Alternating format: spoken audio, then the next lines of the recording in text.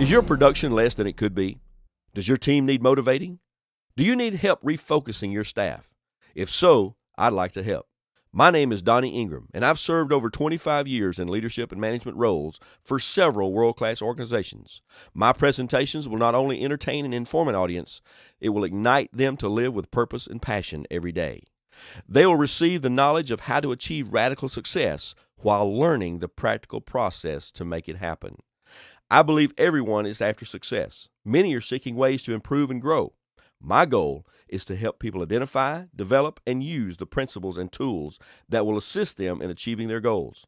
I believe positive motivation, inspiring evidence, and proven examples is what the majority of audiences need to hear in order to move forward personally and professionally. Join me now as I speak to a group in Columbus, Ohio about succeeding in challenging times. Thank you. Thank you. I want to talk to you about, as Tom said, succeeding in challenging times, because we're all going to face challenging times, right? I mean, there's a lot of people facing them right now. But let me ask you a question. How many of you have ever driven in a rainstorm? Just about everybody. How many of you have ever wore sunglasses while driving in that rainstorm? One. One smart motorist. I just learned this a few weeks ago. My wife enlightened me. But I found it, I'm always looking for the simple things to, teach others. Succeeding in challenging times is just like driving in a rainstorm. When you put sunglasses on in that rainstorm, your vision improves dramatically. You don't see the spray coming up from the other vehicles or the rain coming down. You can see it hitting the windshield, but all that glare is gone. So while other people are stopping and pulling over because of the environment, you can see clearly, so you're trucking right along at 50, 60, 70 miles an hour. You're not hampered. Same principle in succeeding in challenging times. We've got to change our vision. We can't let the environment stop us from succeeding, right? Two things I have found that worked for just about everybody that I work with anyway. Number one is maintaining a positive attitude.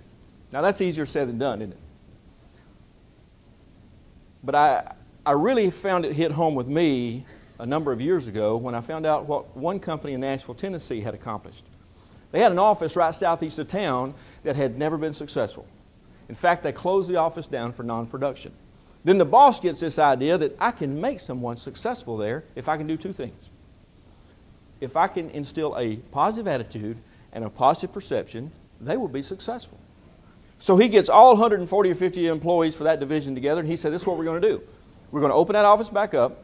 I'm going to hire somebody for that office, and I want you to help me make them successful. And this is what I want you to do.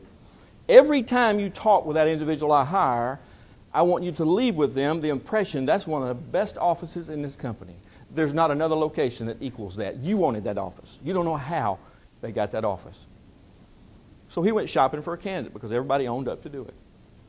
A few weeks, he found what he thought would be the ideal young man to run that office. He hired him. First day on the job, orientation, trainer comes up to him and says, hey man, how did you get that office down there? He said, I wanted that office. I was willing to go back out in production to get that office. That's one of the best offices in this company. In fact, all you have to do to be successful there is just show up for work. Well, that's what everybody told him. Whether he was talking to somebody from corporate or somebody from another branch, that's what they told him. You can guess the results. First year, he was over 150% of his goal. Second year, he was over 200%. He was winning awards and contests. He wasn't even aware it was running. He was just having fun coming to work. Because he never saw failure. Even when he was having a slow month, he'd hear things like, man, a slow month for you means you better hang on to your seat because you're going to triple next month.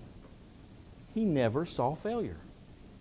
Shortly after the third year, they had the annual company meeting, and at the awards banquet, they were giving out the awards, and he was winning most of the awards for the previous year. And the director for operations decides this is a good time to tell our story of how this happened. So he comes to the podium, and he begins to tell his story. Well, I'm sitting about 4 seats back, and I turn about 7 shades of red because I'm the guy he hired. And I first thought, these guys have manipulated me. They've given me a worthless office and expected me to make it work. And then I realized what they taught me was a life lesson. That if I can maintain a positive attitude and a positive perception, I can be successful doing just about anything, anywhere, anytime. Now, it took me a little while to figure out how to do that, because we don't all work around a perfect environment, around perfect people. It's going to give us that kind of feedback to build such a powerful attitude, do we? But after a while, I figured it out. It's called positive communication. In fact, positive self-communication. See, we can't wait on somebody else to motivate us.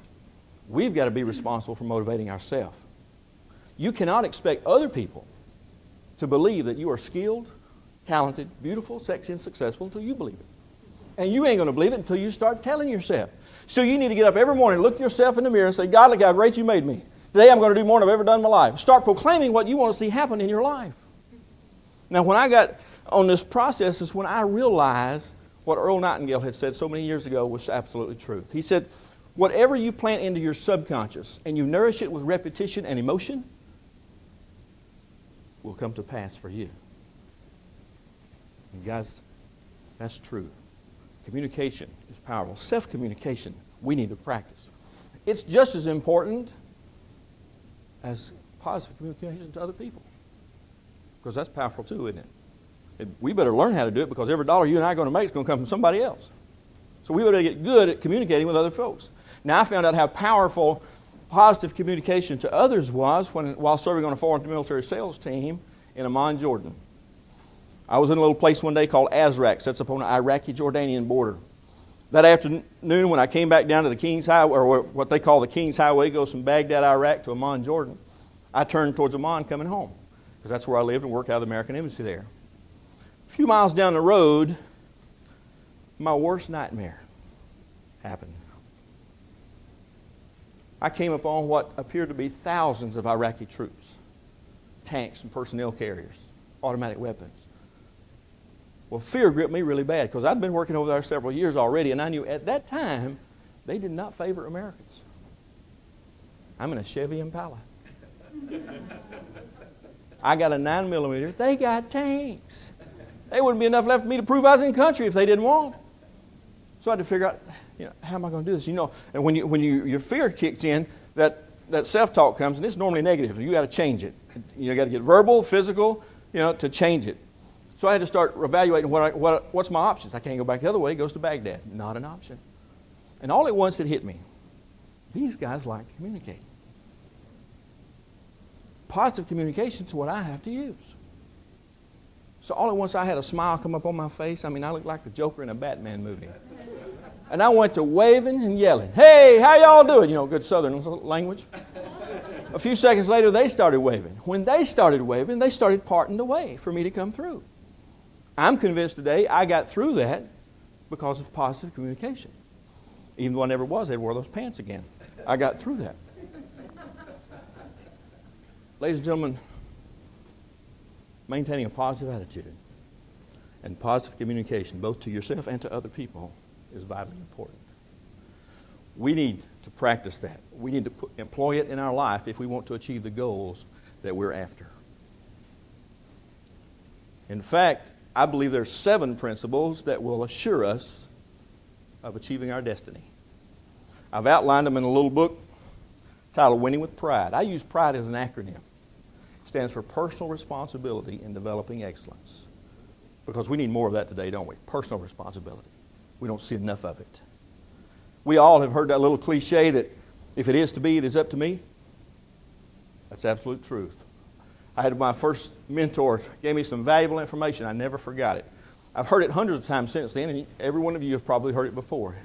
But he said, "Donny, God gave us 2 ends. One to sit on, one to think with. And our success in life is going to be determined by which one we use the most." Well, I found that kind of humorous, but what he was really telling me is that we have a choice. Every day you and I get up, we're going to put into place actions and ideas that's going to shape and form our future.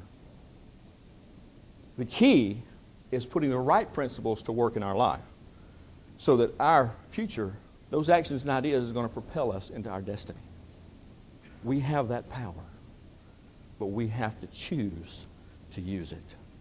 I encourage you today to use those principles.